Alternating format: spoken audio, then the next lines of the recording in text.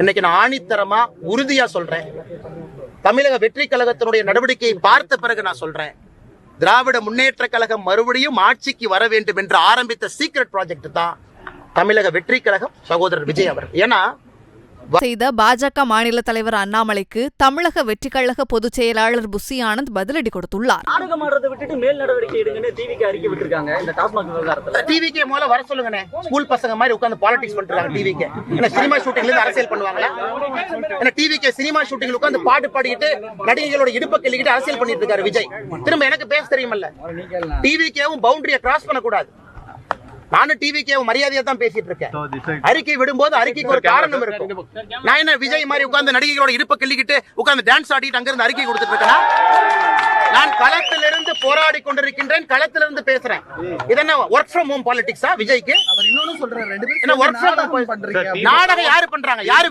விஜய்க்கு 50 வயசுல அரசியல் வரும்னு தோணுச்சா? 30 வயசுல எங்க போனாரு? 50 வயசுல காலைல புத்தா எழுப்பிவிட்டு நடிகர் விஜய் அரசியலுக்கு வர சொன்னாரா? விஜய் யாரோட பி டீம்? நாடகம் யாரு பண்றாங்க? பிஜேபி பண்ணுதா விஜய் பண்றாரா? நாடகம் பண்ணுவது விஜய், நாடகம் பண்ணுவது டிவிக்கு. திராவிட முன்னேற்ற கழகத்தினுடைய பி டீம் தான் விஜய்.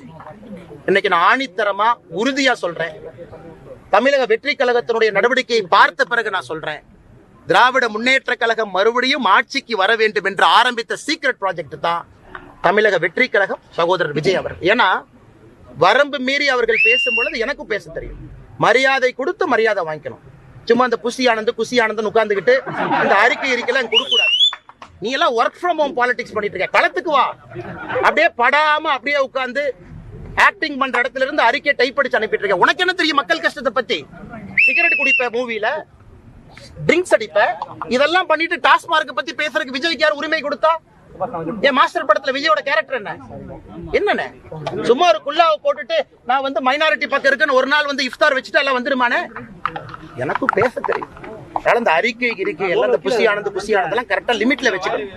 சும்மா எங்க பக்கத்துல வச்சுட்டு இந்த ஒர்க் ஃப்ரம் ஹோம் பாலிடிக்ஸ் பண்ணிட்டு சின்ன பசங்க மாதிரி பாரதிய ஜனதா கட்சிட்டு வந்து சண்டை போடக்கூடாது.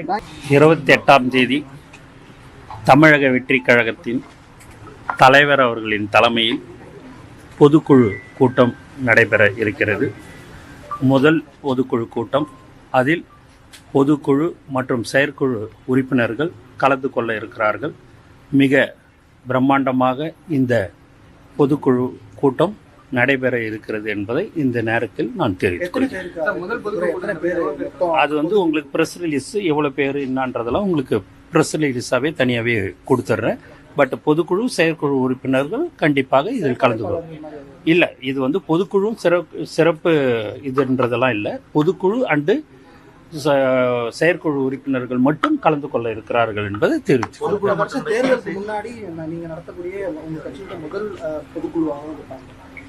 இது முதல் பொதுக்குழு கூட்டம் நடைபெற இருக்கு. சார், அந்த மதுபானத்துக்கு எதிராக ஏன் தாவேக போராடல சார்? அறிக்கை மட்டும் வெளியிட்டு இருந்தோம். போராடுறவங்களே விமர்சனம் பண்றாங்க. அண்ணாமலை விமர்சனத்தை அறிக்கைக்கு வந்து கடுமையா நான் நாடகம் பண்ணல, நான் விமர்சனங்களை எப்படி பாக்குறோம் சார்? யார் எதை ஒன்னாலும் சொல்லட்டும். எங்களுடைய தளபதியுடைய வழியில் தளபதியுடைய அறிவுறுத்தலின்படி மக்கள் சேவை செய்வதுதான் எங்களுடைய நோக்கம். மற்றவர்களுக்கு நாங்கள் பதில் சொல்ல வேண்டியதோ இதுக்கெல்லாம் பதில் சொல்லிக்கின்றெல்லாம் நம்ம இருக்க வேண்டிய அவசியம்.